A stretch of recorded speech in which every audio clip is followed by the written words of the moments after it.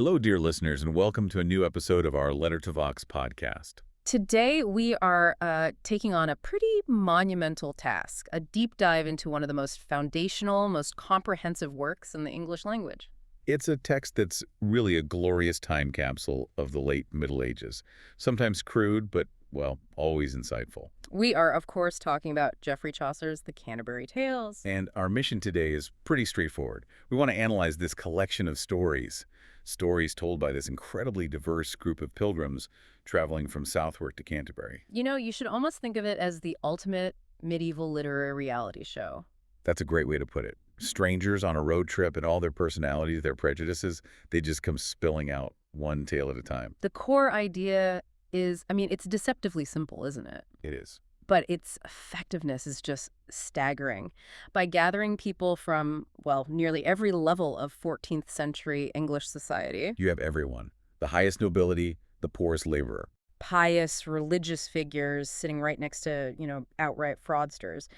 Chaucer creates this perfect, mobile stage. And the stories they tell become this tapestry. They weave together high philosophy, spiritual guidance, but also lowbrow farce and really sharp social commentary. So it's not just a collection of tales, it's a brilliant dramatic framework that lets Chaucer pit these conflicting worldviews, these different literary styles right up against each other. And that's what we're here for, to dig in and extract those surprising nuggets of insight, looking at how this author used genre and character to paint a complete picture of his world. To really get the observational power of the Canterbury Tales, I think we first have to understand the man who wrote it. Geoffrey Chaucer. Geoffrey Chaucer. He was a 14th century figure who is just incredibly well positioned to see the entire spectrum of English life, and that's because he was so deeply embedded in it. Exactly. Chaucer was born, we think around 1340, into a prosperous family, wine merchants in London. And that starting point was crucial. It gave him a certain financial stability, a solid footing in that,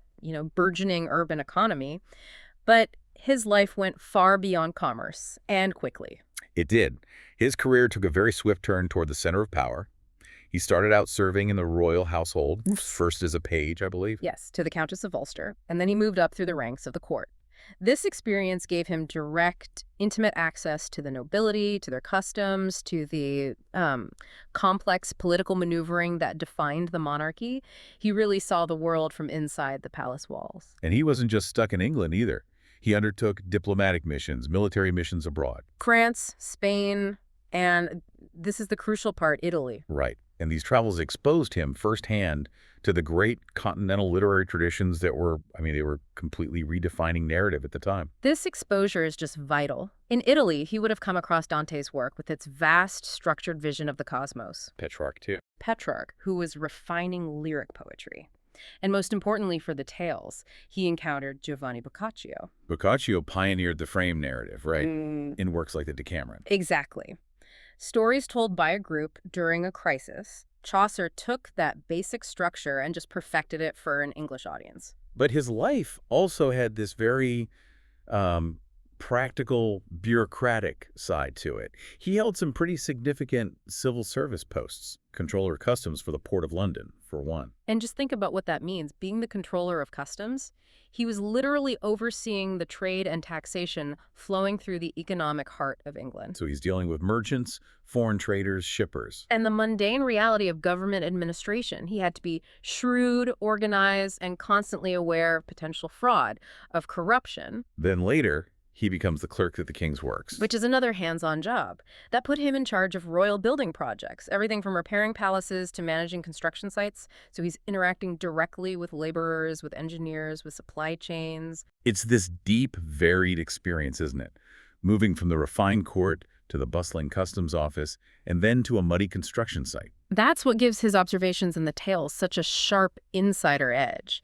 He wasn't just, speculating about the motives of a greedy monk or a clever miller. He was reporting on the types of people he knew, intimately, from his work, from his life. So as we explore these tales, what we're really exploring is how this incredibly well-traveled and socially integrated author used this huge range of characters and genres. From high romance to, low farce. To hold a mirror up to his entire world, reflecting both its highest ideals and its deepest hypocrisies.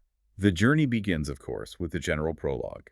The travelers all meet at the Tabard Inn in Southwark, ready to start their pilgrimage to the shrine of Thomas Becket in Canterbury. And this meeting place, this inn, it establishes the perfect social microcosm right from the get-go. And immediately, the host Harry Bailey, the innkeeper, he steps up. He's the ultimate master of ceremonies. He recognizes that the journey ahead is long, and riding along silent as stone, as he puts it, would be incredibly boring.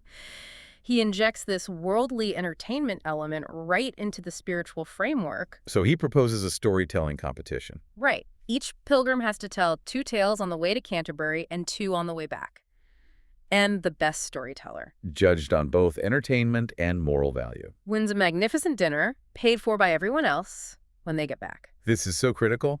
The motivation isn't just piety. It's also about winning a lavish supper and getting, temporary bragging rights among their peers. It sets up that tension immediately. The sacred purpose of the pilgrimage versus the worldly competitive nature of the pilgrims themselves. Before we meet the rogues and the questionable characters, Chaucer does something very clever. He establishes a moral benchmark. He does. He introduces 2 brothers who represent true, uncorrupted Christian virtue. The parson and the plowman. Tell us about the parson. He's really Chaucer's vision of the ideal clergyman. Absolutely. He's poor in worldly goods, but he's rich in holy thought and work. And crucially, he's a God-fearing and learned man who truly practiced what he preached. He always proved his word through deeds. And he's not a mercenary, which seems to be a big theme. He stays with his parish flock, even in the middle of nowhere, rather than chasing a comfortable job in London. And he has that powerful metaphor, doesn't he? He asks that if gold already rusts, what then does iron do? Meaning, if the priest, the moral authority, is corrupt, what hope is there for the common people? Precisely. The parson is the antidote to the widespread institutional decay Chaucer sees everywhere. And his brother, the plowman, he mirrors this purity, but in the secular world. He does. He's just as devout, ready to dig, plow, and thresh at any time for the poor, and he does it entirely free only for Christ's cause. He's diligent, he pays his full tithes. These 2 are the unmoving ethical pillars of the whole group. But these 2 paragons are, of course, immediately surrounded by the less-than-ideal members of the religious class. Starting with the nun prioress, Madame Eglantine. She is a fascinating study in affectation and, superficial grace. Her whole portrait is about misplaced priorities, isn't it? It is. She tries to speak French, but the narrator immediately clarifies it's French as expertly as Stratford-at-Bow can teach. So a provincial anglicized dialect, not the sophisticated Parisian French of the court. Right. Her goal is to imitate courtly manners, not to practice spiritual rigor. And you see this focus on status and appearance in such tiny details. The description of her table manners is so precise. Oh, it's incredible. She's overly diligent about cleanliness, making sure no food ever falls from her lips, wiping her upper lip so clean that not a trace of grease is left on her cup.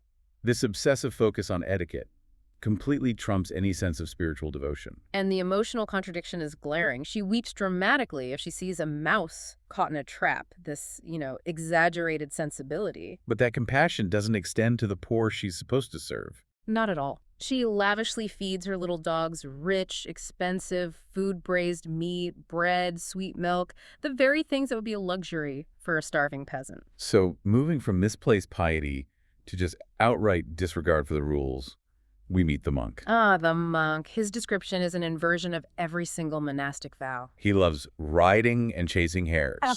That's his favorite, never too expensive, highest delight. He completely ignores the rule of St. Benedict, which stressed a life of, cloistered labor and study. He just dismisses those old doctrines as too strict for him. And he's not afraid to flaunt his wealth. Not at all. He wears the finest fur trim on his sleeves, expensive leather riding boots, all clear markers of status and consumption that go against the vow of poverty. And he's physically imposing, described as having a round, shiny, bald head and being a fat gentleman, strong of belly. With eyes rolling deep in his head, steaming like a furnace, he is the very image of worldly indulgence. If the monk is decadence, the next pair is just pure corruption. The summoner and the pardoner, riding together basically as a business partnership, exploiting people's spiritual fears for cash.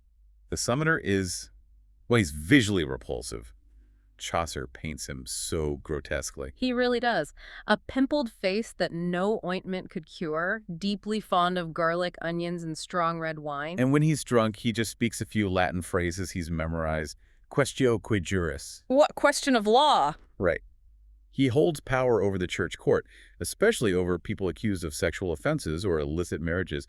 But instead of leading them to penance, He extorts bribes. He's easily bought. For a quarter of a wine, he'll look the other way for a whole year. and he basically admits the system is broken, saying the archdeacon's real punishment is aimed at the wallet.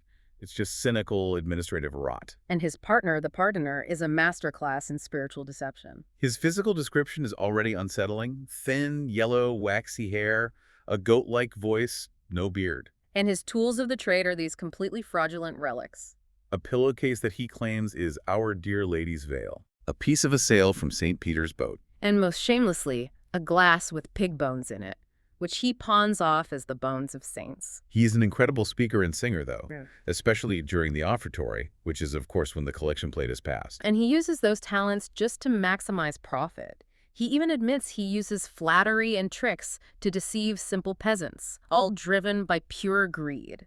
They provide this horrifying glimpse into the commercialization of the late medieval church. And that corruption wasn't just in the church. We see these maybe subtler critiques of the rising legal and merchant classes, too, like the lawyer, the justiciar. Oh, yes. He's outwardly wise. He holds a powerful position as a judge of assize, presiding over regional courts. But his real skill was making money and creating the illusion of, simplicity or even poverty. He was unmatched at making money, collecting rich fees and clothes. But he hid how much he was making by documenting them as simple expenses. He mastered the art of being corrupt without anyone noticing. Which shows that Chaucer was critiquing the whole system, not just a few bad apples. Absolutely. And you see it with the urban merchant class, too.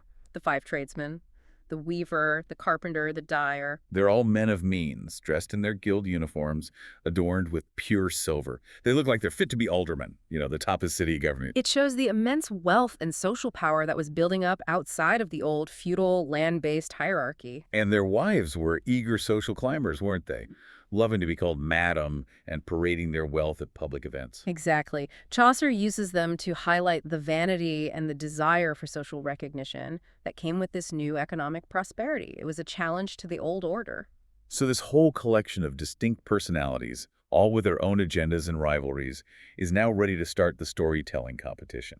And the first tale sets the bar impossibly high. The Knight's Tale. Right. The knight, the paragon of virtue from the prologue, he draws the shortest straw, and his tale sets this incredibly high-minded, philosophical tone. It's a perfect example of courtly romance. It explores huge themes. Fate, destiny, the philosophical conflicts in love and war. The story centers on two noblemen, Palamon and Arcite, imprisoned in Athens. And from their prison tower, they both fall instantly and hopelessly in love with the same woman, Amelia. And their bond of brotherhood is just shattered, instantly. Arcite argues that, in love, no command binds us. He claims that courtly love gives him the right to break his promises, that love is the supreme governing force. So it's not just a love triangle. It becomes this massive philosophical debate. Free will versus, this divine deterministic fate. And it all culminates in a huge tournament for Amelia's hand. But the outcome isn't decided by human skill. This is where it gets really interesting, isn't it? The outcome is decided by the intervention of the planetary gods. Right. Palamon prays to Venus, the goddess of love. Arcite prays to Mars, the god of war.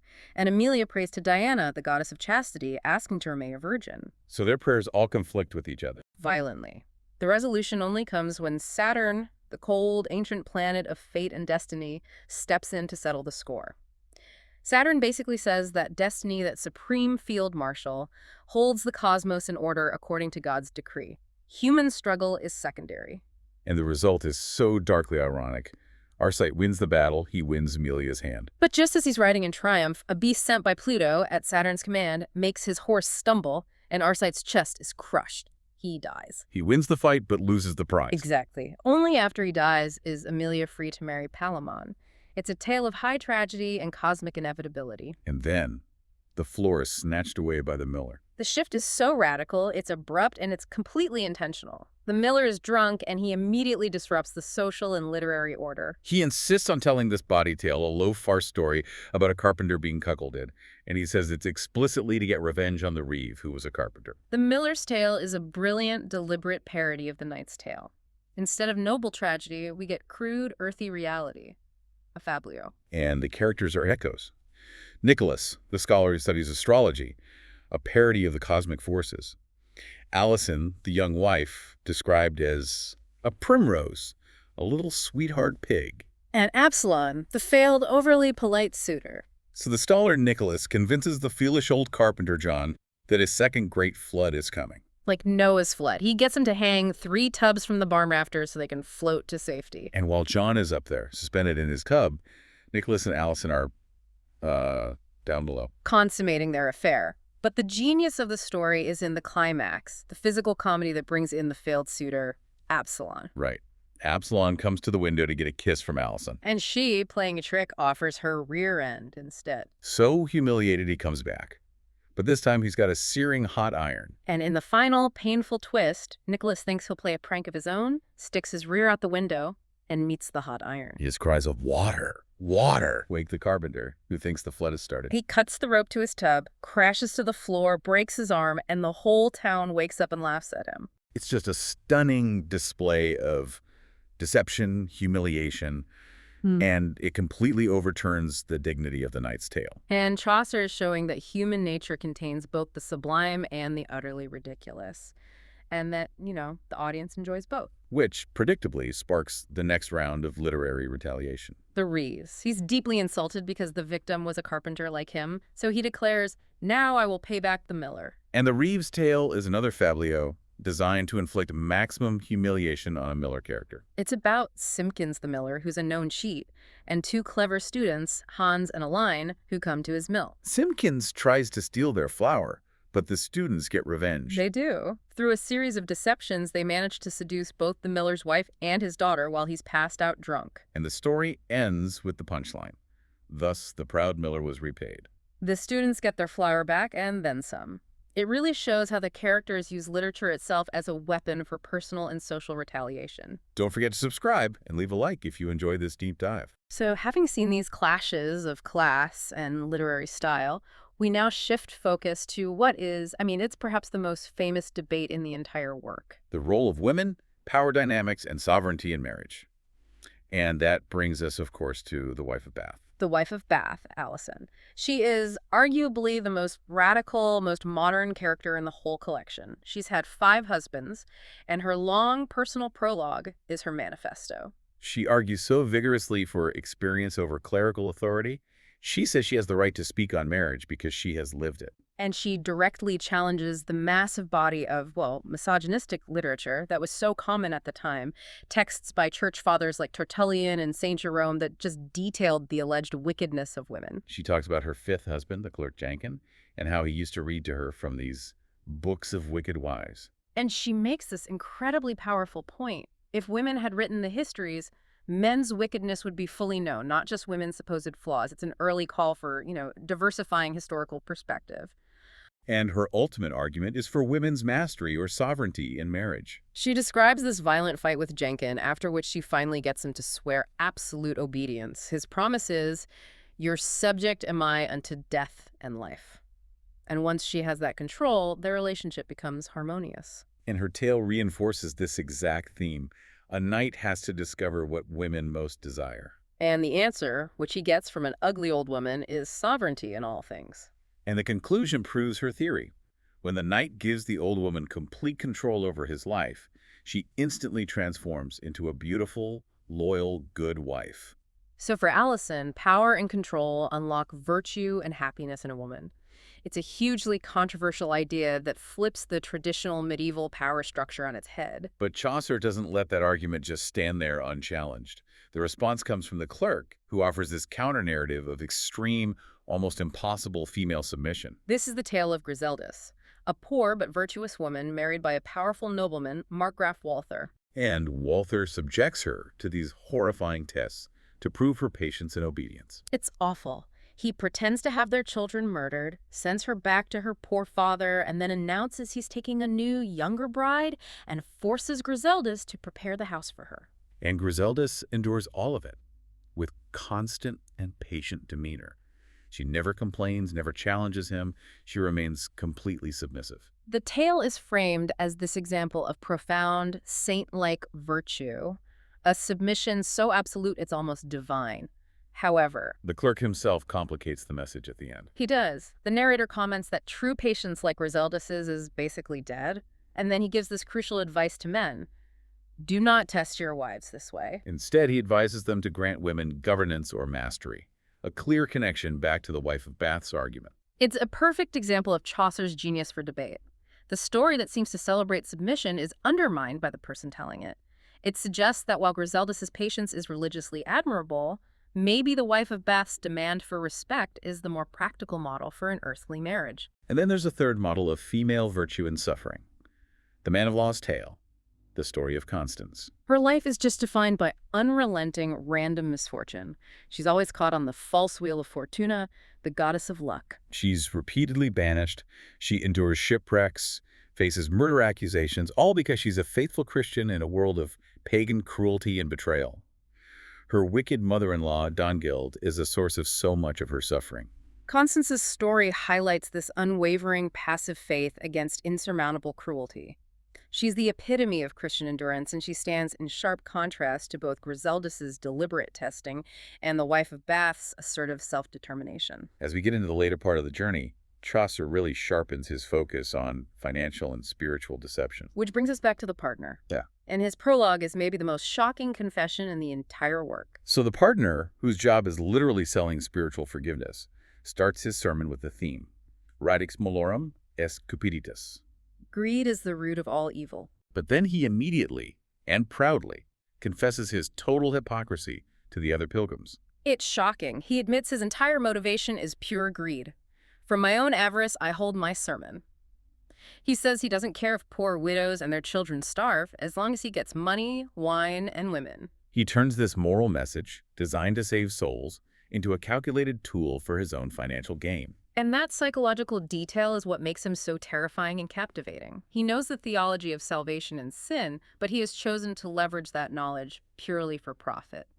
He's morally bankrupt, but he's functionally effective. His tale, the story of the three rioters searching for death, is a deeply cynical sermon that perfectly illustrates his theme. The rioters are characterized by every vice: gluttony, drunkenness, gambling, swearing. They set out to kill death, personified, after a friend dies. But instead of death, they find a hoard of gold under a tree. And the gold immediately makes them turn on each other. They become death for one another. The youngest is sent to town for supplies and poisons the wine. While he's gone, the other two plot to murder him when he gets back.